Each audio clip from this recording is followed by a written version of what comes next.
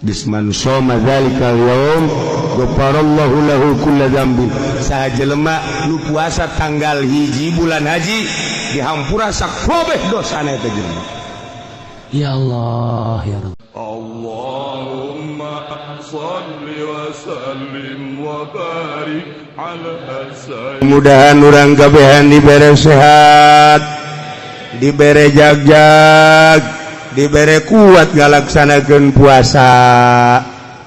Poean kahiji tanggal hiji Perbo. Ieu lamun urang puasa ghafarallahu fihi.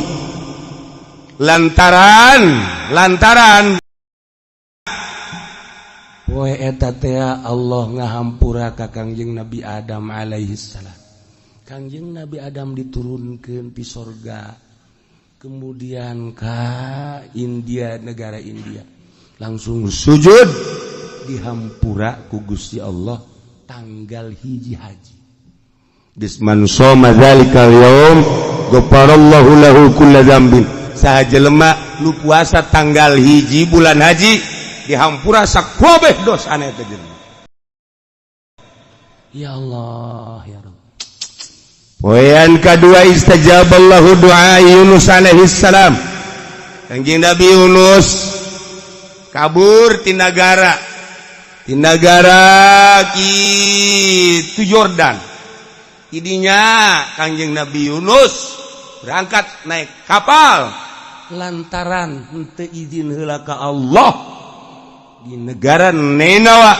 Kangjeng Nabi Yunus disiksa ku Allah dengan cara diragagkeun ka laut. Diragagkeun ka laut, tapi lauk nun geus dititah ku Gusti. Hei lauk, tambah aing ngaran Yunus, poe ieu dek dibalangkeun. Caplok ku sia, awas ku sia, lecet, siksa sia poe. Wah, cak Kangjeng Nabi cak lauk nun, waduh, aing mah tilokos kieu sebenarnya mah. Ieu mah bahaya jasa cak kana. Geus kieu bae yo begitu dibalangkeun geus langsung salat we ka jero laut. Cak Kangjeng Nabi Yunus. Ya ieu mah jero laut. Ieu hatena ieu. Ieu ansangna ieu. Ansang ta insang. Les ya sok jasa abong jualan lauk teh ya. Nah, geus kita badongengna Kangjeng Nabi Yunus mah akhirnya Kangjeng Nabi Yunus dikaluarkeun fa akhrajahu min batil hut. Dina tanggal 2 haji dikaluarkeun. Terus sakumaha orok kaluar ti rahim indung. Teu daya teu upaya. Masyaallah. Mantak man soma dzalikal yaum kana kaman abadallaha ta'ala sanatan lam yasillah bi ibadatillah tarfatain. Sajelema nu puasa poean kadua maka Allah bakal mere ganjaran percis kos jelema ibadah ka Gusti Allah sataun teu maksiat sakiceup-kiceup acan. Geus dikitu-kitu ge tetep bae aing kuat moal nya ieu. Aing puasa ulah ieu nya. Mangkani aing mah di pasar. Mangkani aing mah di pabrik geus uji bae nya. Kurang yakin. Kuduna yakin aing mah paeh geus pokona. Tilok aya dongengna puasa paeh. Lah geus pokona puasa Gitu. datang ke jam 10 caknya nadu. Letik jasa kayakinan ada. Poean katilu istajaballahu fihi doa Zakaria alaihi salam. Allah ngaijabah kana doa Kangjeng Nabi Zakaria mendak man shoma dzalikal yaum istajaballahu doa. Sajelema nu puasa tanggal 3 bulan haji Lamun pun tapenta ka Allah langsung diijabah. Geus tanggal 3. Asal urang puasa poe eta menta diijabah. Ngan aya nu dibere langsung di dunia, aya nu diengkekeun di akhirat. Masalahna beusi teu kuateun di dunia. dibere tak aju dipake abrut-abrutan. Cak Allah moal aing mah mendingan engke bae di sorga. Nah, engke di sorga teh urang teh kieu anu poe eta aju ngadoa mah begitu asup ka sorga. Nah, ieu mah ganjaran-ganjaran anu sejen na ieu mah waktu maneh tanggal 3 bulan haji menta hayang dunya, hayang kabeli mobil. Nah ieu ganjaranna tah mobil kijang tah.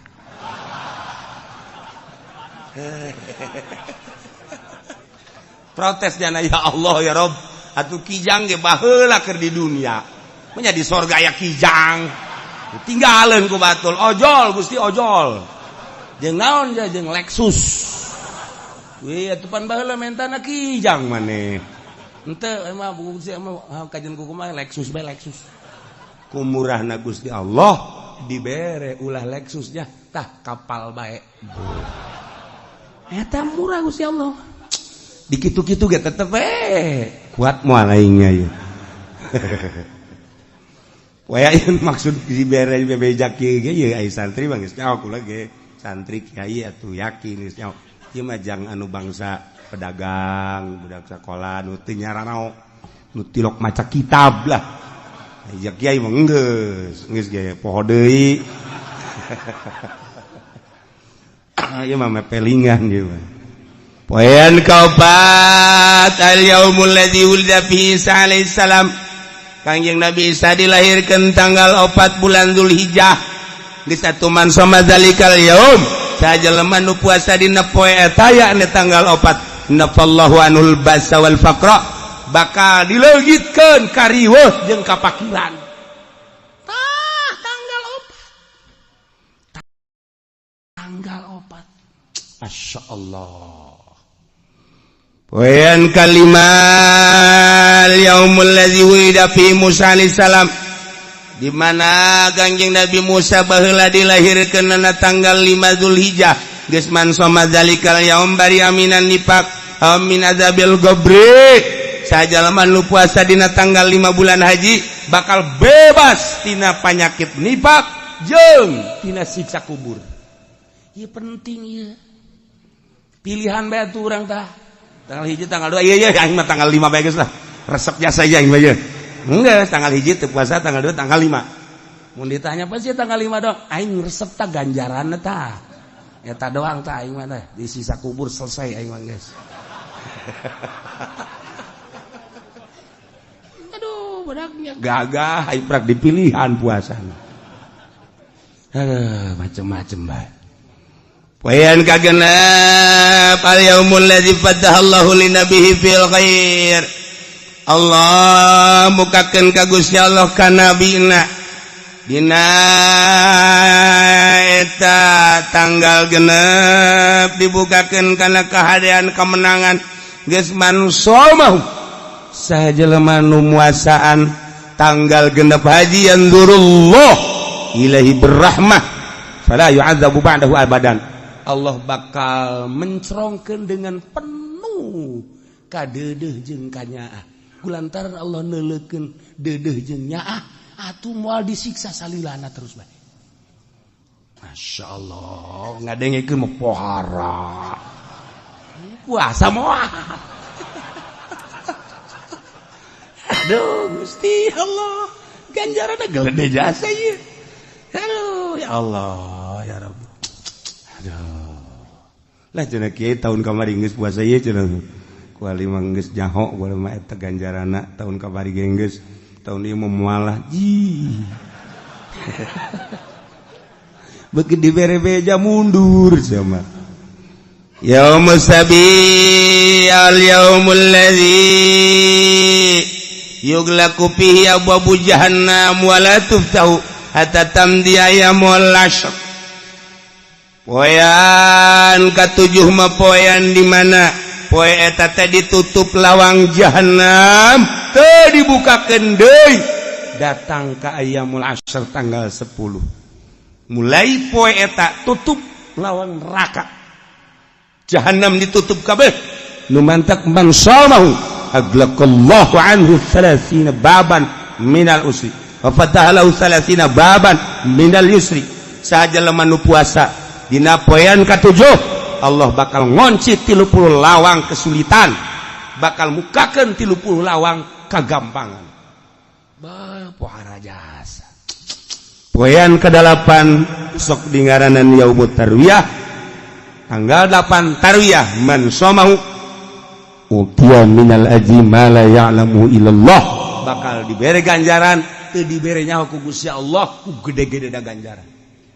Nu penting maneh puasa tarwiyah tanggal 1, tanggal 2, tanggal 3, tanggal 7 sakitu gedena, 8 mah tarwiyah ulah hayang nyaho sia ku bade gedena. Masya Allah.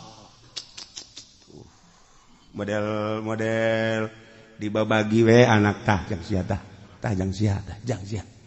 Nah, anu bungsu mah tiok dibere nyaho. Tenang sia make kicep sagala tak kolot make kicep. Hiji tah, kedua tah. Dah, bulu deja satu gol de tah. Cek lu bungsu teh aya abdi. Geus tenang. Maksudna naon? Imah jang sia. Kedokan jang sia. Tuh kabeh mobil di jalan jang sia kabeh. Sokon mah. Jang sia kabeh geus. Nah eta nu bungsu mah teu dibere nyaho. Nu kahiji kadua katilu kaopat dibere. Tapi nu bungsu cukup ku kicep. Asal geus kitu we geus mantep jasa. Urang bae ku babaturan teh babaturan keur ngababagi tah. Noel ayo gampang jama. Pareng poho ka dituna. Atuh poho ge model si eta. Gusti Allah mah boh tu moal poho. Nge dijamin. Ya Allah. Nah, poean ke-8 ialah ngaranna Yaum Arfah. Poean Arfah mah man somahu sajelema nu puasa dina poean Arfah. Bayangkeun coba kana kafaratan lisanatin madiyah wa sanatin mustaqbal. Eta puasa bakal ngaparatan sataun ka tukang dihampura dosa, sataun ka hareup dihampura dosa. Tah mah sataun ka tukang ka hareup, apa nu haparatan? Ka tukang sataun ka hareup sataun. Geus anu kamari sagala noel si Mbak, sagala ngabonceng si jahe. Eta ku puasa ye beak kabeh geus. Beak kabeh geus. Aduh. Mantap puasa Arfah. Puasa Arfah. Sataun ka tukang, sataun ka hareup. Nah, geus puasa Arfah tah. Menang 15 poe haji ngebonceng jahe deui. Dihampura kos kieu mah. Aing geus puasa geus. Siapa tolong? Allah Karim. Guys, tinggal tanggal 10. Tanggal 10 mah tanggal nu tadi dicaritakeun poean kurban. Urang berangkat ke masjid, siapkeun mencit kurban. Boga meuli kebo sapi, teu boga embe bae, teu boga kotok jago. Kotok jago urang boga duit kotok jago sabarita hargana. Kotok jago nu bagus sabarita hargana. Hah? 50 wah. Tilok meuli maling teh mah. Orang ini Masya Allah. Masa 50.000? Aing nggak borong gos gitu mah. Ini kotok jago, set, bagus. Pencit, set. Asakeun. Beres asakeun, embrakeun di tengah imah. Panggil pemajikan jeung anak. Ya orang korban ya. Cak anakna baha. Ari korban mah didikeun ka batur. Dikeun ka sa atuh kanu susah. Di negara ieu sanu leuwih susah. Abah sia nyaho. Cak anakna heueuh oge nya makana. Ye, sia sok macem-macem. Lembur ieu pang susahna abah sia. Geus bener. Beres. Atuh kitu mah bah, beres. Niat korban geus. Asan dilaksanakeun nu eta Gusti Allah. Nah ieu mah maksudna dicaritakeun badal nunggal taun urang supaya tergugah deui.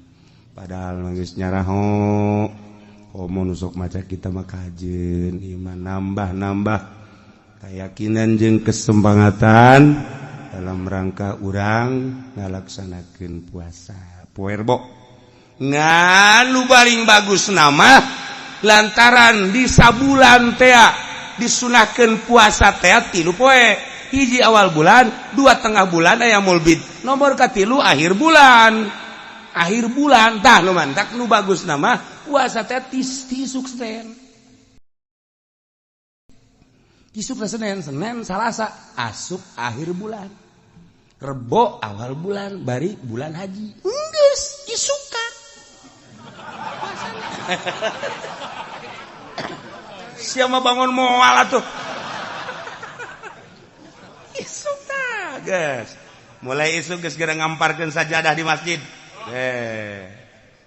guys ye bagus geus kolot beuk naon ditu geus kolot mah kudu kieu ka cucu ka dicu enak ambean coba embun-embunan abah geus bau kuburan can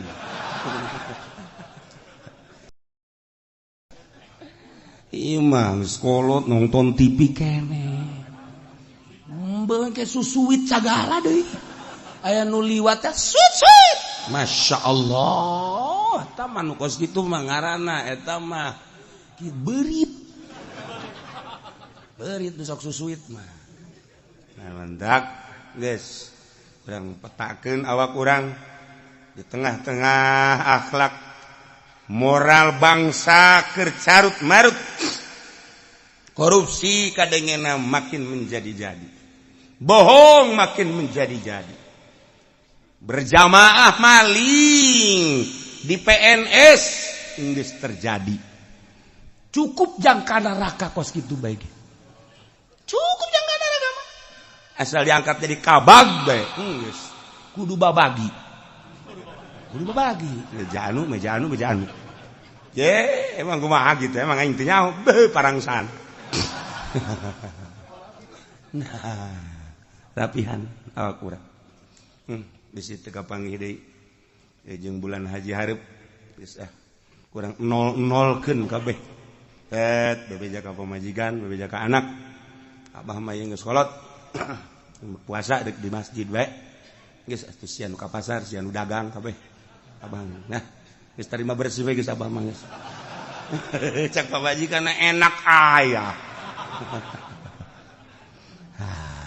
jadi urang siapkeun puasa tira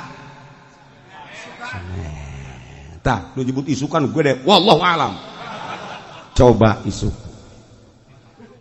nah etalah sekadar penjelasan tentang poe-poe ganjaran-ganjaran dina poe-poe bulan haji anu sakitu poharana tapi tetep bae iwal timun tayang ka Gusti Allah nu boga tanaga nu mere tanaga Allah nu mere kuat Allah sanajan urang hayang-hayangan ku Allah teu dibere kuat deuk kumaha deui sanajan urang resep ka ganjaran Allah henteu mere ka urang daya jeung kakuatan deuk kumaha